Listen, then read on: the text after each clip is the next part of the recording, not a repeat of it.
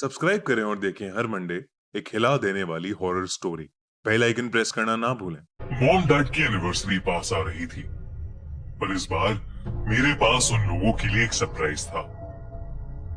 Mom dad हमेशा हमारे special days को और स्पेशल बनाने के लिए न जाने कितनी मेहनत करते हैं। तो इस साल मैंने उनके स्पेशल डे को थोड़ा और स्पेशल बनाने के लिए कुछ सोचा था। उनकी एनिवर्सरी वीकेंड पर थी और मॉम और डैड को पहाड़ों में ट्रैवल करने का बहुत शौक था। तो दरअसल प्लान ये था कि हमारी डेस्टिनेशन सिर्फ मुझे और मेरे छोटे भाई मिंटू को पता थी। मम्मी पापा के लिए ये सब कुछ एक सरप्राइज था। तो सैटरडे सुबह मैं मम्मी पापा और मिंटू को लेकर फैमिली ट्रिप पर निकल गया। मैंने अपने मोबाइल पर लोकेशन डाली हुई थी और पापा ड्राइव कर रहे थे। मैं उन्हें रास्ता बताता जाता, पापा उस रास्ते पर गाड़ी चलाते जाते। मॉम और डैड ने बहुत ट्राई किया, पर मैंने अपनी लोकेशन रिवील नहीं की। करीबन 6 घंटे की ड्राइव के बाद हम पहाड़ों में आ गए थे। हम सब अपने फेवरेट सॉन्ग चलाकर गाड़ी में एंजॉय करते हुए जा रहे थे कि तभी हमारे सामने एक टनल क्रॉसिंग आई और जैसे ही हमारी गाड़ी उस टनल के नजदीक पहुंची, कुछ ऐसा हुआ जिससे हम सब के दिल दहल गए। पहाड़ के ऊपर से बड़े बड़े पत्थर हमारी गाड़ी के ठीक सामने आकर गिरे। पापा ने जोरों से ब्रेक लगाई। हम लोगों के साथ उस दिन बहुत बुरा हादसा हो सकता था और हमारी जान बाल बाल बची थी। उस इंसिडेंट के बाद पूरा प्लान खराब हो गया था। हम सब बस घर जाना चाहते थे। पापा ने कुछ देर के लिए गाड़ी साइड में लगाई और फिर यूटर्न लेकर वापस दिल्ली की तरफ जाने लगे। उसी रोड पर वापस जाते हुए मुझे एक साइन दिखा, दिल्ली 280 किलोमीटर्स। फिर कुछ 15 मिनट बाद मुझे वो साइन फिर से दिखाई दिया, दिल्ली 280 किलोमीटर्स। मुझे लगा कि शायद मुझे पढ़ने में गलती हुई है, पर फिर कुछ देर बाद मुझे वो साइन फिर से तीसरी बार दिखा, दिल्ली 280 किलोमीटर्स। हम रास्ते पर चले जा रहे थे, लेकिन दिल्ली वाले उस साइन पर किलोमीटर्स कम ही नहीं हो रहे थे। मैंने पापा से गाड़ी रोकने को कहा। मैंने उन्हें समझाने की कोशिश की, पर किसी को मेरी बात पर विश्वास ही नहीं हो रहा था। सबका मूड ऑलरेडी बहुत खराब था, इसलिए पापा ने मुझे चुप कराया और गाड़ी चलाना शुरू कर दिया। कुछ ही दूर जाने के बाद हमें दिखा कि रोड पर एक बहुत ही बूढ़ी सी औरत बैठी हुई कीनू बेच रही थी। मिंटू को कीनू खाना बहुत पसंद था, इसलिए हमने रुककर उस औरत से थोड़े बहुत कीनू खरीद लिए और गाड़ी में आकर बैठ गए। पापा गाड़ी चला रहे थे, पर कुछ ही देर में कुछ ऐसा हुआ जिससे सबके होश उड़ गए।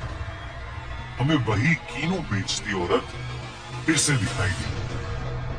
हमें समझ नहीं आ रहा था कि आखिर ये मुमकिन कैसे था। हम लोग एक सीधी रोड पर चल रहे थे, तो फिर दोबारा हमें वो औरत कैसे दिख सकती थी?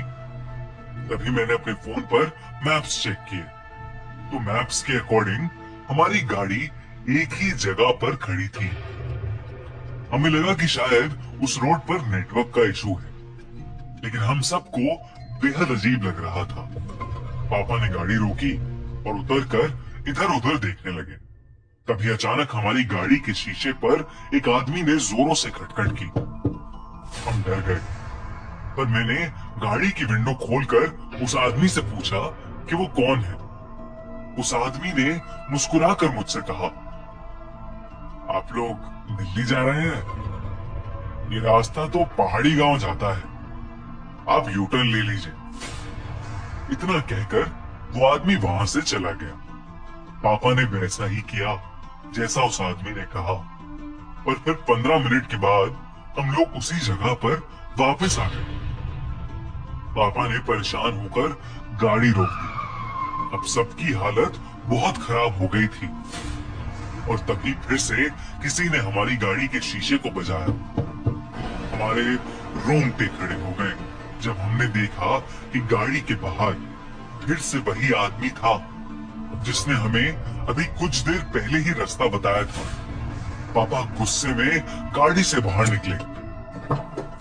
उस आदमी ने फिर से मुस्कुराकर वही कहा, आप लोग दिल्ली जा रहे हैं?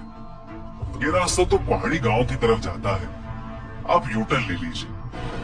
मेरे पापा को गुस्सा आ रहा था, लेकिन इससे पहले कि वो कुछ कर पाते, वो आदमी पापा की आंखों के सामने से गायब हो गया। पापा और हम सब की आंखें फटी की फटी रह गईं। वो दौड़कर गाड़ी में वापस आए और तेज स्पीड से गाड़ी को थोड़ा आगे ले गए।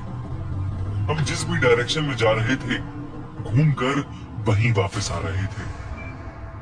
हमें समझ नहीं आ रहा था कि हम इस चक्रव्यूह से कैसे बाहर निकले। हमें अभी भी वो बूढ़ी औरत बार बार दिख रही थी। पापा ने हिम्मत करके उस बूढ़ी औरत के पास गाड़ी लगाई और गाड़ी से उतरकर उस रास्ते के बारे में उस बूढ़ी औरत से पूछने चले गए। हम सब भी पापा के पीछे पीछे चल दिए। पापा ने जैसे ही उस औरत से बात करने की कोशिश की, वो औरत जो पहले हमें हंस हंस कर कीनू बेच रही थी, अब बिल्कुल चुप होकर नीचे देख रही थी। पापा ने उसे कई बार पुकारा, पर उसने कोई जवाब नहीं दिया। तभी पापा ने उस औरत के कंधे पर हाथ रखा और अचानक उस औरत ने झटके से पापा की तरफ देखा। उसके बाद जो हमने देखा, वो हम आज तक नहीं भूल पाए हैं। उस औरत का आधा जबड़ा गायब था और उसके बचे हुए मुंह से खून टपक रहा था।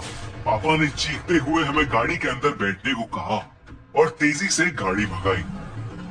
उस औरत को देखकर पापा की हालत इतनी खराब हो गई थी कि कुछ ही दूर जाते ही पापा से गाड़ी का कंट्रोल छूट गया और हमारी गाड़ी एक पेड़ से जाकर टकरा गई। मेरी आंख खुली तो हम सभी गाड़ी के अंदर ही बैठे थे और हमारी गाड़ी उसी टनल के सामने खड़ी थी जहां पर बड़े बड़े पत्थर गिरे हुए थे। पर अब उस टनल के सामने कुछ भी नहीं था, ना तो हमें और ना ही हमारी गाड़ी को एक खरोच तक आई थी। हम सबको लगने लगा था कि शायद हमारे साथ जो कुछ भी हुआ है वो रियलिटी नहीं थी। पर तभी मॉम ने देखा कि उनकी सीट के पास सड़े गले किनुओं से भरी एक थैली पड़ी थी। हमने तुरंत उन किनुओं को गाड़ी से बाहर फेंका और किसी तरह दिल्ली की तरफ निकल गए। हम सही सलामत वापस घर तो पहुंच गए, लेकिन उस दिन का डर आज भी हम सबके जहन में बसा है। हमारे साथ जो कुछ भी हुआ वो क्या था और क्यों हुआ, हमें आज तक समझ नहीं आया। पर हम बस खुशकिस्मत हैं कि हम सही सलामत घर वापस आ गए। मम्मी पापा शायद अपनी इस एनिवर्सरी को कभी नहीं भूल पाएंगे और ना ही मुझे और मिंटू को कभी भूलने देंगे।